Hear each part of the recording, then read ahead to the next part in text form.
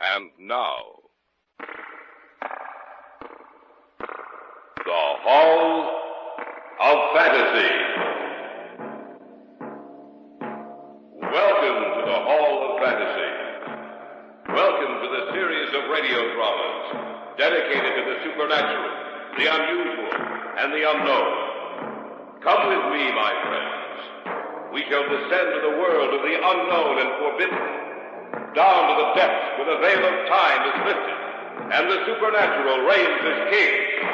Come with me and listen to the tale of the Diamonds of Death. What's that? A cat. Probably a tiger somewhere in the jungle. Oh, it frightens me. Are you sure they won't attack our camp? The campfire alone is enough to keep them at a good distance. Don't worry, Sharon. You'll be safe. Listen. Yes, native drums. Somehow they sound ominous. They only sound ominous if you believe them to be.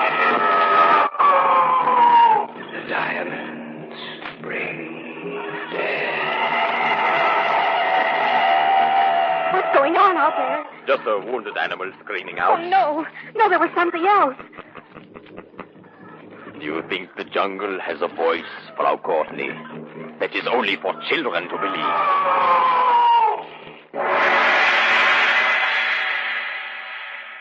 In just a moment, the Hall of Fantasy will present the Diamonds of Death.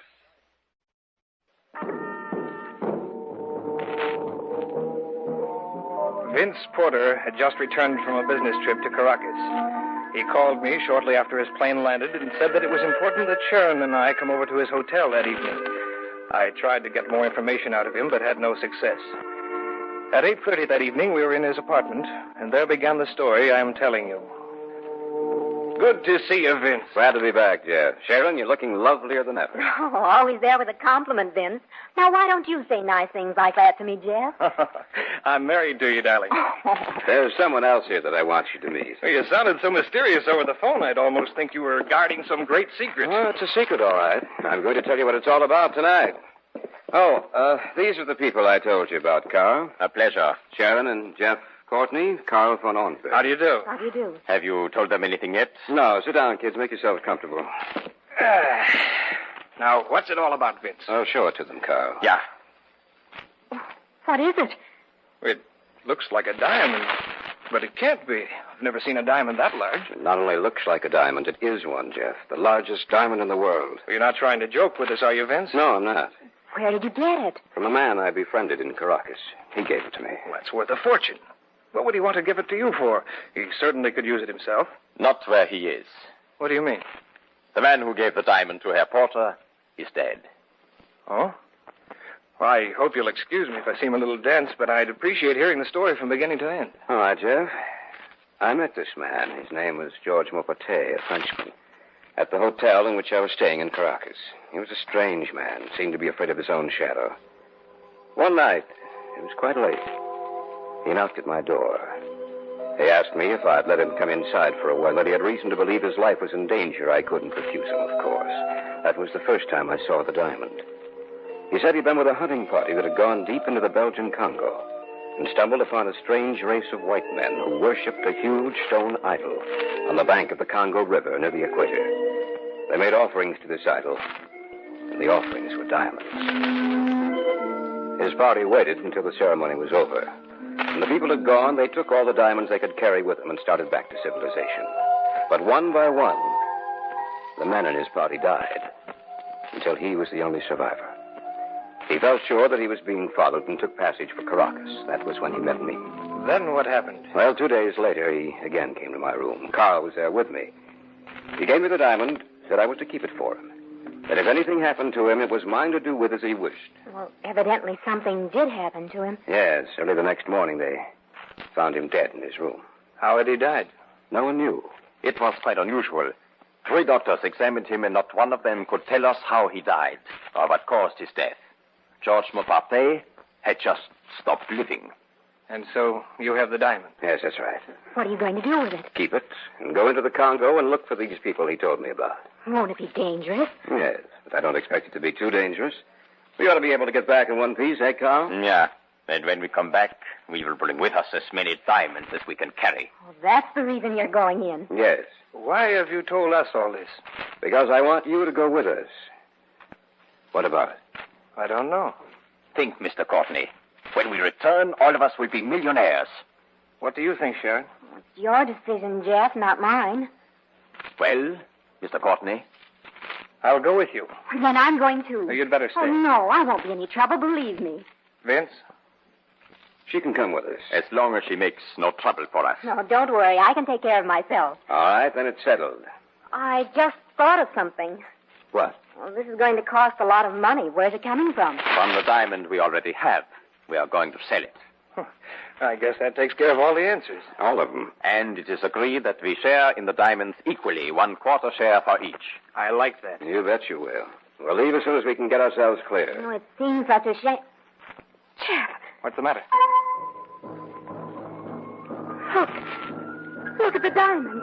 I don't see anything. It's shining so strangely. Before it was dull in color. But now look at it. Gleaming and shining as if there was something inside of it. There was alive.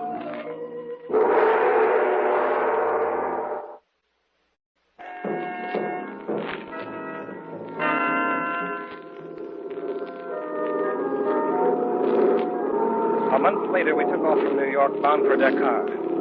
There, we changed planes, and several hours later found us in Leopoldville, where we bought a car and a truck and our provisions, hired 3 native men to come with us, and set out on the last leg of our trip.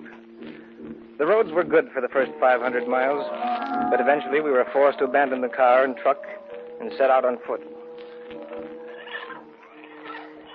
How much farther have we to go? About 250 kilometers. I've been noticing the natives we brought with us. They seem to be getting nervous and afraid. Yes, I've heard stories about the idol in the jungle, and they're afraid of it. They say to go near it means misfortune. To steal from it means death.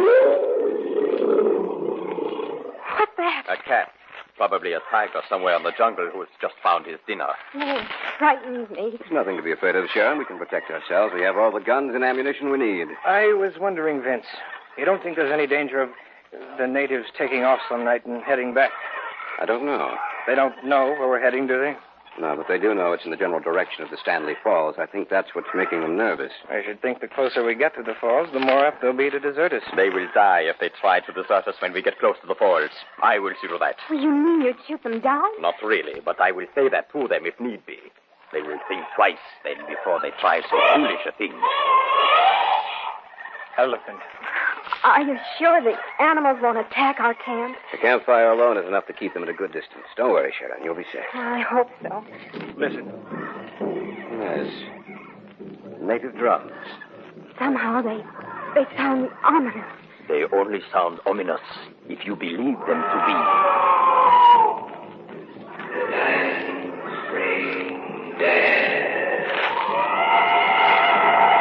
What's going on out there? Just a wounded animal screaming out. Oh, no.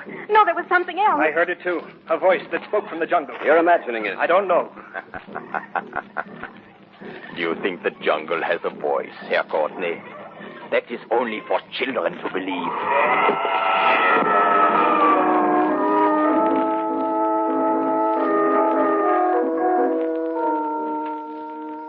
We pushed ahead in the days that followed. The deeper into the jungle we went, the more difficult was it for us to travel. And the drums. The jungle messenger who throbbed out before us that we were coming to steal the diamonds from the idol.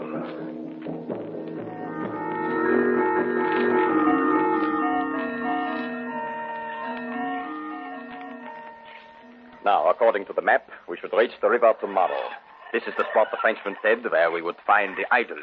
This is the end of our trail. We'll all be rich. But will we be alive to enjoy it? Of course we will. I'm beginning to wonder. The drums. Those are the same drums we've heard ever since we started into the jungle. They know we're coming. They're waiting for us. Do you notice that every time those drums start up, it seems to drive the animals mad? They're comparatively quiet until the drums start beating. They do seem to get angry when the drums begin. I say to you, the diamonds bring death. There it is again. There, what is? The voice. Nonsense. You heard nothing but the animals and the drum. Oh, didn't anyone else hear I it? thought I heard something. I'm not sure. I think you're tired and nervous, Sharon. We all need a good night's sleep. In the morning, you'll feel a great deal better, I'm sure.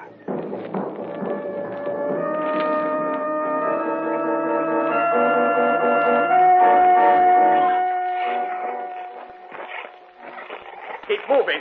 Keep moving. They're going as fast as they can, Carl. They are afraid, and their fear makes their feet lag. Why don't you relax, Carl? We're almost there. Because I won't be satisfied. Look. The idol of the diamonds.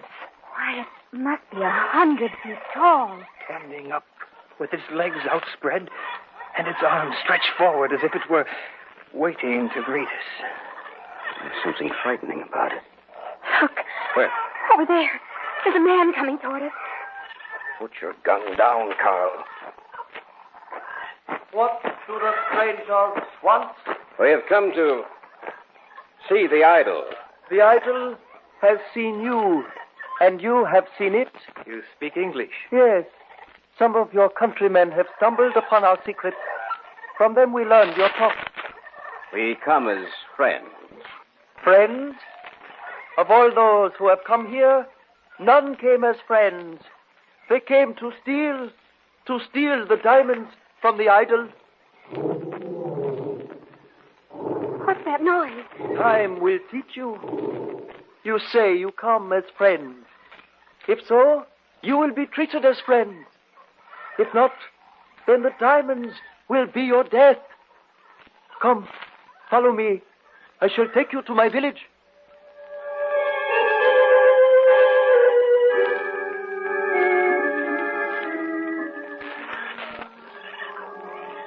I guess we're to spend the night here. Well, they seem friendly enough. Strange how they all disappeared when it became dark. The whole village seems to be deserted. What fools we are. Of course. This is the night of the full moon. This is the night they make the offerings to the idol. The village is deserted. Listen. I am going to see the ceremony. We'll all go. Do not make any noise then. Come. All right, let's go.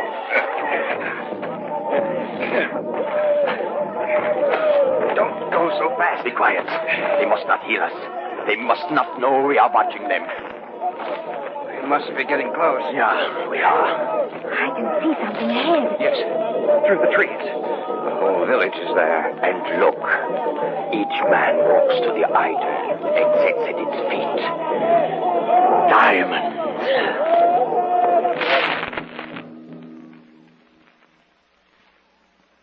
What's the matter? They've stopped chanting. Strangers, we know that you watch us.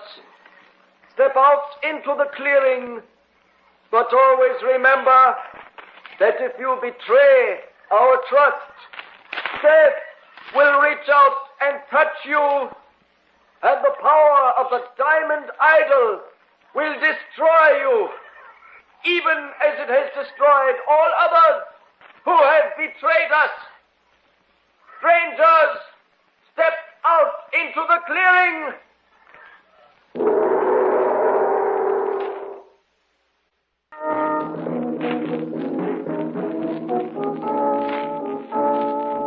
We had followed the sound of the chanting, and it brought us to the riverbank and the clearing in which the idol stood, white and tall, rising up into the sky. We thought they weren't aware of our presence, but we were wrong. Strangers, step out into the clearing. They know we're here. Let's do as he says. Right. Don't try anything, Carl. That is as far as you can come. Stop there. You have followed us, strangers. You say you are interested in the idol of diamonds? Then you may stay here. You may watch the ceremonial offering. Solecleo!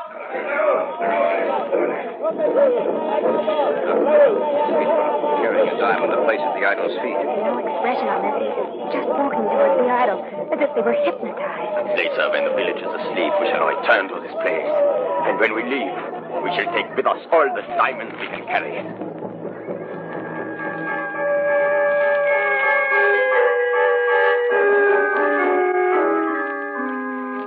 And now I leave you. You will spend the rest of the night here. Thank you. Make no attempt to steal the diamonds, for the idol will raise up in wrath and bring the fury of the jungle down upon your heads.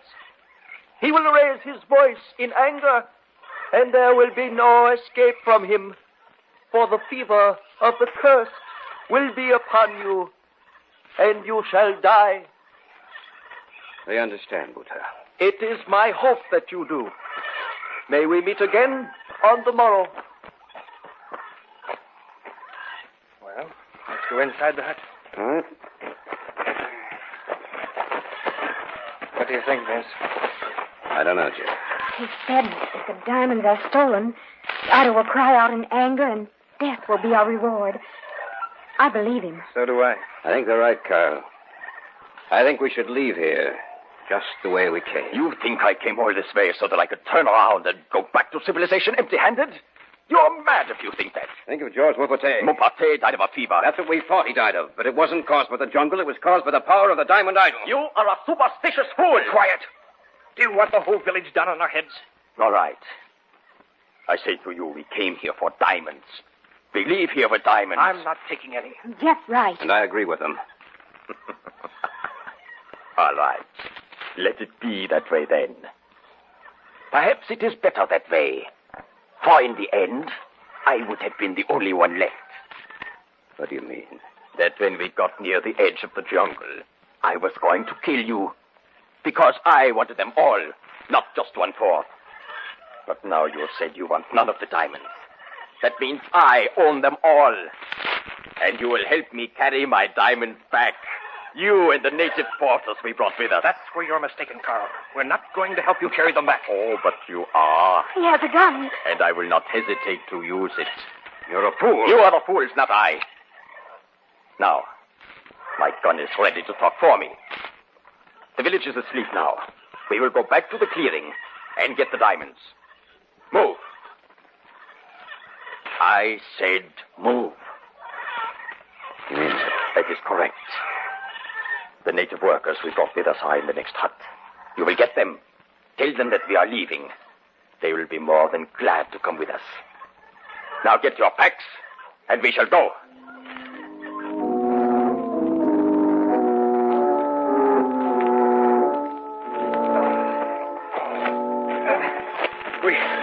We can't possibly carry any more diamonds. You are not carrying enough. It'll have to be enough, Carl. If the natives are loaded down, they can hardly walk. Our packs are just as heavy. We can't take any more. It is a shame to leave them here. But then, one can always return without his companions, of course. It's a long trail back von Arnberg, and you'll have to sleep sometime. We shall see about that. Now let us go. Move along! To think that you believe the story he told us. What fools you all are. Maybe. Maybe not. They do not even know that we have gone. What's that? I don't know. And the idol shall raise his voice in anger. And there will be no escape from him. Listen. They do know that we're gone, Carl. Then you must hurry. The first one who slows down shall answer to me. Sounds as if the whole jungle is awake. Hurry! Move quicker! Start to run!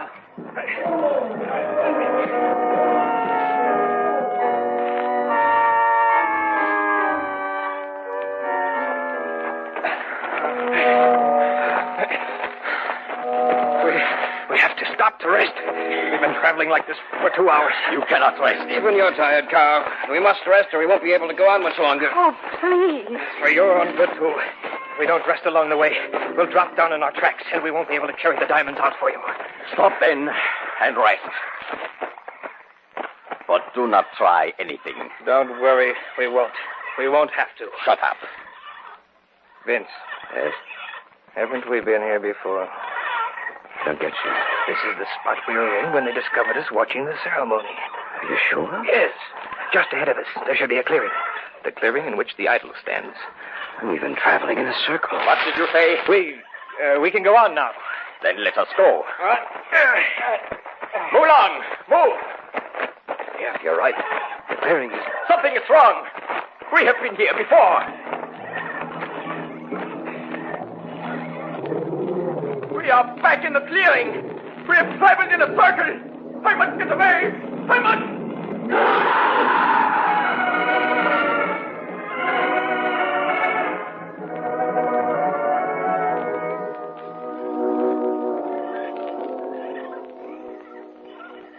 The animal.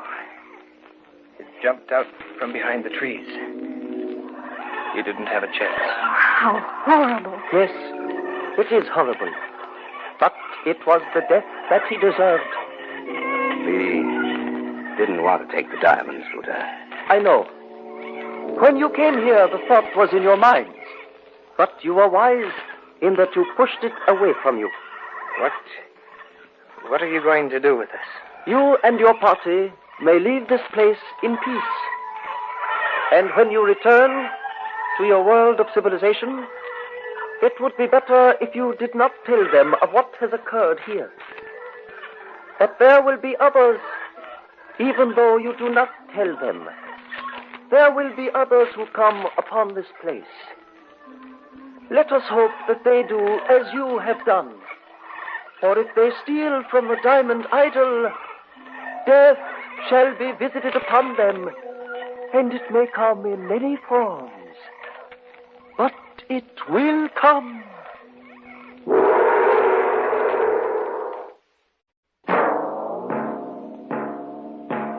So runs tonight's tale of the unusual, the terrifying, the unknown. Join us again when next we journey down the corridors of the Hall of Fantasy to hear another strange tale of the supernatural. All characters and events portrayed in these programs are fictional, and any similarity to actual events or persons, living or dead, is purely coincidental.